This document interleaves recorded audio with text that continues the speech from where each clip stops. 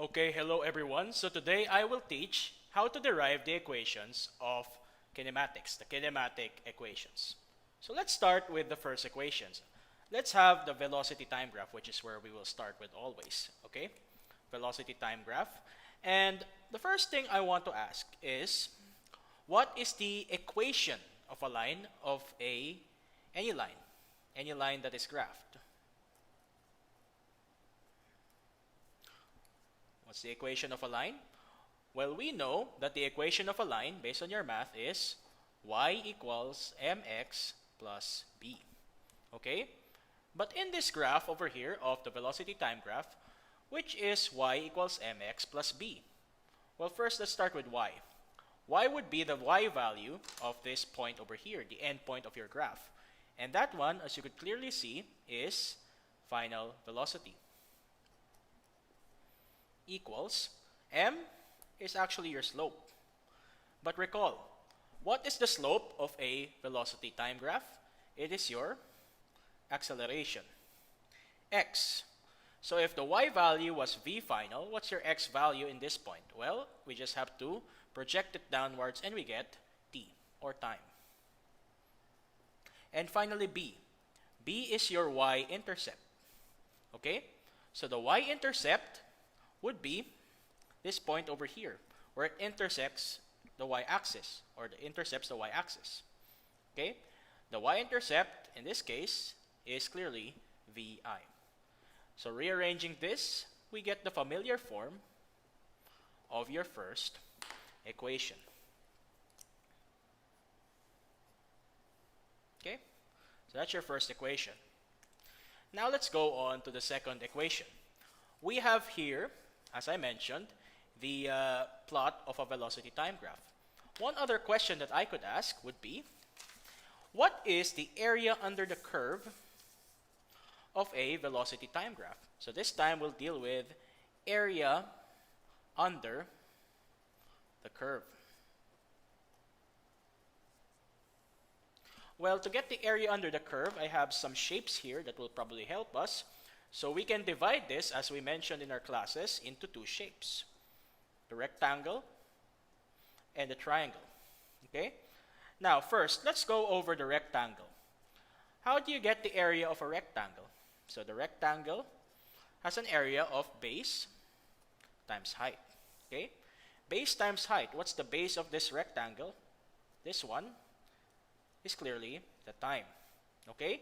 The height of the rectangle, meanwhile, it goes up to that point, is vi. Okay, so vi and time. That's your base times height. Let's leave that for now. Okay, let's leave this. Let me underline it.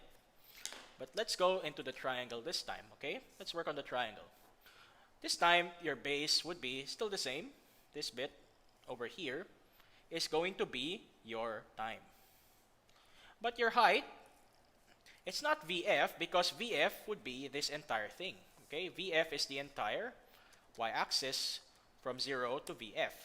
If you want this bit over here, we'll have to subtract VF minus VI to get this.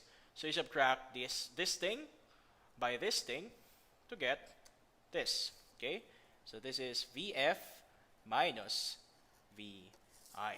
Okay, area of a triangle, 1/2 base times height. Okay, so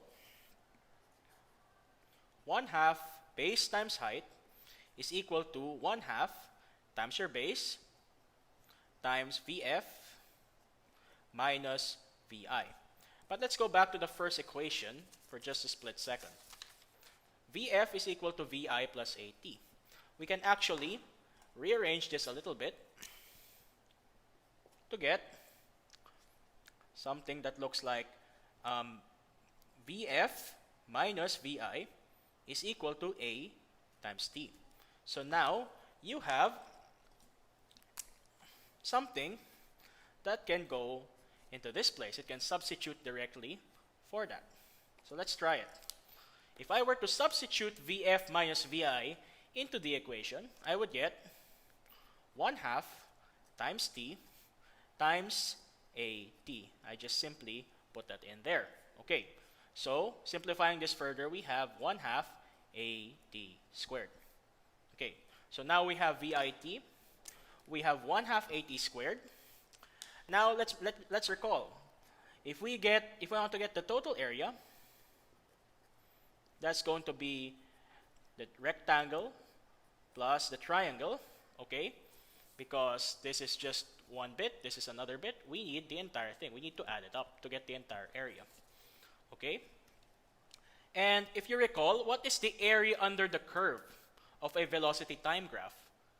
Okay, it is actually your total displacement, change of x, okay, change of x position. And that is going to be equal to, what's the area of the rectangle? VIT. What's the area of a triangle? We just solved it. 1/2 AD squared. So this now is your second kinematic equation. Okay? So, now we have two equations. Let's go area under the curve again. Okay? Area under the curve. So let's go back to our graph. So we want to get the area under the curve. Again, another way to do it. But if you notice, this is not just simply a rectangle plus a triangle. It's much more than that. What if I ask you to get this shape over here? Okay, this shape that I am highlighting right now. Oops, that's a bit skewed, but you get the point. This shape over here is actually a trapezoid. Okay? And what is the area of a trapezoid? Okay? Area of your trapezoid. It is 1/2 times base 1 plus base 2 times h. Okay? That's the area of a trapezoid. Let's flip it a little bit like this so we have a clearer view of the trapezoid. What is base 1 and base 2? Well, the two bases are parallel sides. Okay? The parallel sides in your trapezoid would be this and this. Okay? These are your parallel sides. And that's simply VI and VF. Okay? So, 1/2, let's carry it down, VI plus VF. Those are your two bases. And what's the height? The height is your perpendicular side. And the perpendicular side to these two parallel sides would be this one. And this thing is your time. Okay? Time.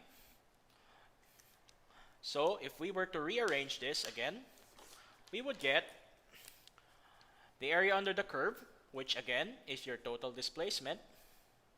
Those are equal. Is equal to VI plus VF over 2 times time. So that is your third kinematic equation. Okay, so now we have three equations. The last equation now calls for the use of this one. Okay, you will use what we solved in the previous item. However, if you notice, all of our equations so far, this one has time, this one has time, and this one also has time. All of them have time.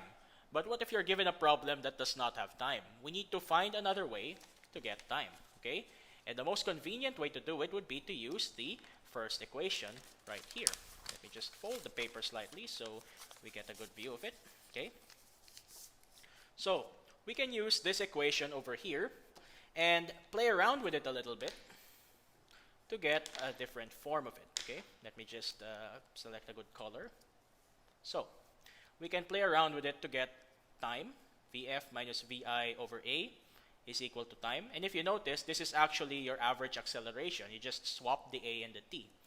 Okay, so now you have VF minus VI over A is equal to time. Now that you have that, you can actually move this bit over here Okay, this time can swap for this time. So now, if we were to write the equation again, like plugging this bit here for that, we were to get something that looks like delta x is equal to vi plus vf over 2 times vf minus vi over a. And that is your equation. But what do you notice about the top? Okay, the bottom is easy enough to simplify. It's going to be 2a. Easy. But the top bit, if you notice, what does the top bit resemble? Okay, this one is actually a difference of two squares. Okay? Maybe VF and VI should be rearranged, but it's still a difference of two squares. So if we were to apply the difference of two squares, it would just simply be VF squared minus VI squared. And if we were to rearrange this, we could get the more familiar form, VF squared is equal to VI squared plus 2a delta x. Okay, so these four equations are now the backbone of your physics. For kinematic equations, VF is equal to VI plus AT comes from the equation of a line. Delta x is equal to VIT plus 1/2 AT squared comes from the area under the curve of the rectangle plus the triangle. This one, delta x is equal to VI plus VF over 2 times t comes from the area under the curve but of the trapezoid. And finally, if we rearrange that to have an equation without time, we simply get the fourth equation. VF squared is equal to VI squared plus 2a delta x. Now, which equation should you use in a given scenario? Now, if you notice, this equation, the first equation, does not have delta x. Okay? This equation, the second equation, does not have final velocity. The third equation, no acceleration, no a. And finally, this last one has no time. So, based on that, if you are given a problem and you are to list down the given and the required and you do not have delta x, that's probably a cue for you to use this equation. Same with this, if you do not have a final velocity. This, if you do not have acceleration. Or this, if you do not have time. So, in solving problems involving horizontal motion using these kinematic equations, it's simply a matter of finding out which equation is most appropriate given your problem or given the scenario. So, I hope this video was very helpful for you, and good luck with your problems that you will encounter for horizontal motion. Take care.